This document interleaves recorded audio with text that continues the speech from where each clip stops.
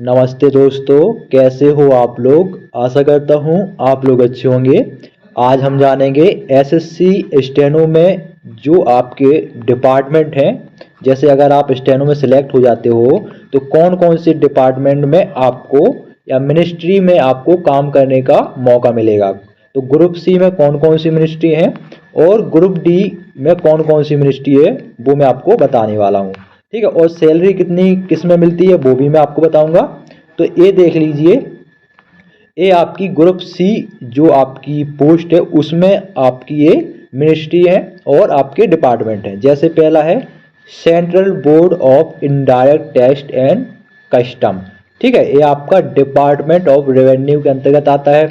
इसमें आपको 4200 grade pay का इसमें आपको सैलरी मिलता है। ठीक है, फिर है आपका department of agriculture corporation and farmer welfare. ठीक है, ये आपके ग्रुप सी के डिपार्टमेंट हैं। ग्रुप डी के मैं आगे बताऊंगा। फिर आपका डिपार्टमेंट ऑफ वाटर रिसोर्स, ठीक है, जो कि आपका मिनिस्ट्री ऑफ जल शक्ति के अंतर्गत आता है। ठीक है, ऐसे ही फिर है आपका ministry of labour and employment. फिर है आपका मिनिस्ट्री ऑफ डिफेंस। इसमें आपका तीनों सेनाओं के जो आपके बने हुए हैं, ठीक है, वहाँ पर आपको जॉब करने का मौका मिलता है। और इसमें 4600 ग्रेड पे का जो एक इंस्पेक्टर का सैलरी होता है, ठीक है, उसके बराबर आपको इसमें सैलरी मिलता है। फिर आपका मिनिस्ट्री ऑफ एक्सटर्नल अफेयर्स। इस मिनिस्ट्री में सभी लोग का जाने का सपना रहता है। इसमें भी 4600 ग्रेड पे मिलता है और इसकी कट ऑफ भी हाई जाती है। फिर है आपका मिनिस्ट्री ऑफ कल्चर। फिर है आपका telecom regulatory authority of India. ठीक है, इसके अलावा आपका सेंट्रल विजिलेंस कमीशन यानी सीवीसी भी है। और आपका इलेक्शन कमीशन भी आपका ग्रुप सी के अंतर्गत आता है। ग्रुप डी में भी रहता है, ग्रुप सी में भी रहता है। ठीक है, कट ऑफ है।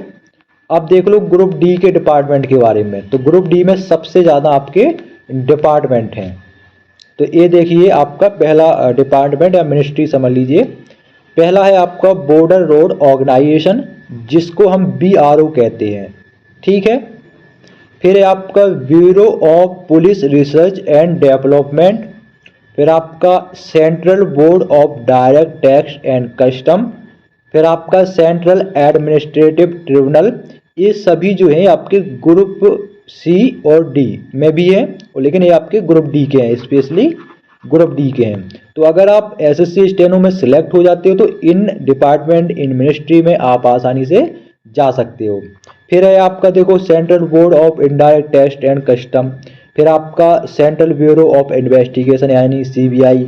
फिर आपका सेंट्रल विजिलेंस कमीशन। फिर आपका डिपार्टमेंट ऑफ पर्सनल ट्रेनिंग। और इसके अलावा डिपार्टमेंट ऑफ कंज्यूमर अफेयर्स। और आगे चलेंगे तो department of food and public distribution. फिर है department of science and technology. तो ये सभी आपके ग्रुप डी के डिपार्टमेंट है। सभी देखना, जिस डिपार्टमेंट में आपको जाना हो आप उसी अनुसार चुन सकते हैं। फिर department of agriculture corporation and farmer welfare. फिर है आपका directorate general of aeronautical quality assurance. तो जाने बहुत सारे आपके डिपार्टमेंट है जो कि आपका मिनिस्ट्री ऑफ डिफेंस के अंतर्गत आता है। फिर है आपका ED इन्फोर्समेंट डायरेक्टरेट। फिर आपका है ministry of communication, ministry of electronics and information technology.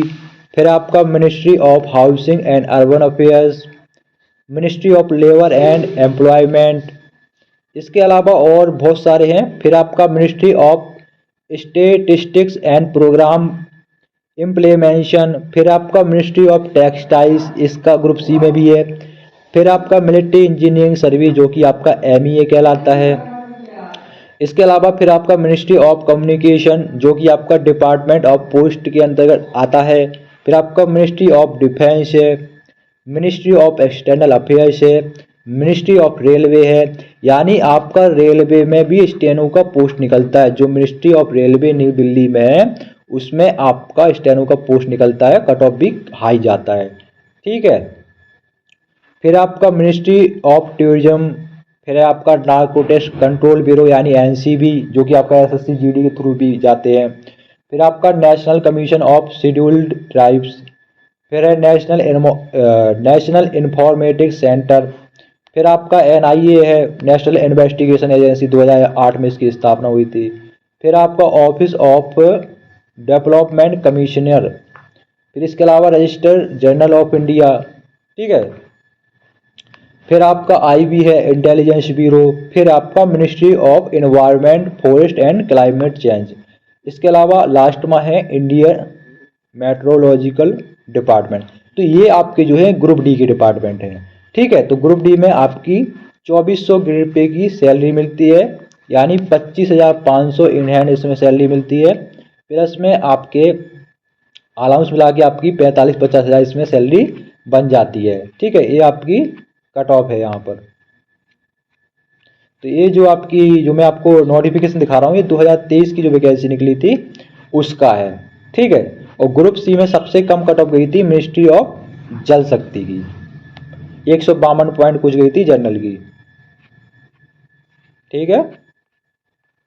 ये स्टेनो की वैकेंसी थी पिछली वर्ष 1145 आपका ग्रुप डी में थी, और ग्रुप सी में कितनी थी? ग्रुप सी में 43 थी, ठीक है। और अभी ग्रुप जो स्टेनो एसएससी स्टेनो 2024 है उसका भी कुछ नहीं हो पाया है, ठीक है। उसका जब ये रिजल्ट आएगा आंसर की आगे तो उसका भी आपका आ जाएगा कि किस किस डिपार्टमेंट में निकली है। लेकिन इतना तो कन्फर्म है, जो ग्रुप डी में जो डिपार्टमेंट है वो आपका 2024 में सभी डिपार्टमेंट रहते हैं, बदलते नहीं हैं। कहने का मतलब ये है कि अगर आप सिलेक्ट होते हो तो कौन कौन से डिपार्टमेंट आपको मिलेंगे, ठीक है। मेन मकसद आपका मेरा यही था कि आपको बताएं कौन कौन सी डिपार्टमेंट इसमें आपको मिल जाते हैं, ठीक है। तो बहुत अच्छे अच्छे डिपार्टमेंट है, जैसे कि आप रेलवे में नहीं जा सकते, उसमें ज़्यादा कंपटीशन रहता है, तो स्टेनो के थ्रू जा सकते हो। इसके अलावा आईबी हो गया आपका, इंटेलिजेंस ब्यूरो में जा सकते हो, पावरफुल डिपार्टमेंट है आपका। तो सीबीआई में जा सकते हो, ठीक है। जो आप एसएससी सीजीएल के थ्रू इतना कंपटीशन लेके जाओगे, इस स्टेनो के थ्रू जा सकते हो। एनआईए अगर आपका सपना तो एनआईए हो गया, सीबीआई हो गया, सीबीसी हो गया, सेंट्रल विजिलेंस कमीशन, ईडी हो गया आपका, ठीक है। रेलवे हो ही गया। इसके अलावा मिनिस्ट्री ऑफ डिफेंस हो गया। तो इतने अच्छे अच्छे आपके डिपार्टमेंट हैं इसमें, ठीक है। सेंट्रल विजिलेंस तो बता ही दिया। इसके अलावा आपका जो इलेक्शन कमीशन है उसमें भी आप आसानी से जा सकते हो, ठीक है। तो बढ़िया बढ़िया आपके इसमें डिपार्टमेंट है, तगड़े तगड़े वाले, ठीक है। आईबी हो गया, एनसीबी हो गया, रेलवे, डिफेंस, एक्सटर्नल अफेयर्स भी आपका बहुत कट ऑफ जाता है, सभी लोग का इसमें रहता है। आपको विदेश में नौकरी करने का मौका मिलता है जो आपकी बनी हुई मिनिस्ट्री। अगला है, बहुत सारे हैं, ठीक है। किसी का टैक्स, इनकम टैक्स में सपना है तो इनकम टैक्स में जा सकता है,